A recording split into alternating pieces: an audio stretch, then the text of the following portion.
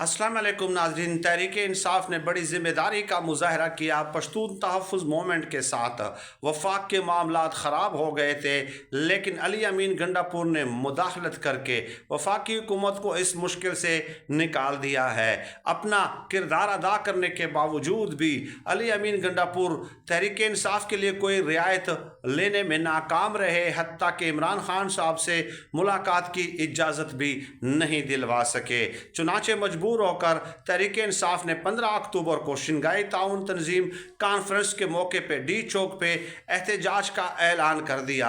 अब तहरीक इंसाफ का एक ही मुतालबा है, और वो ये कि 15 अक्टूबर से पहले इमरान खान साहब के साथ मुलाकात की इजाज़त दिलवाई जाए, तो हम ये कॉल वापस ले लेंगे।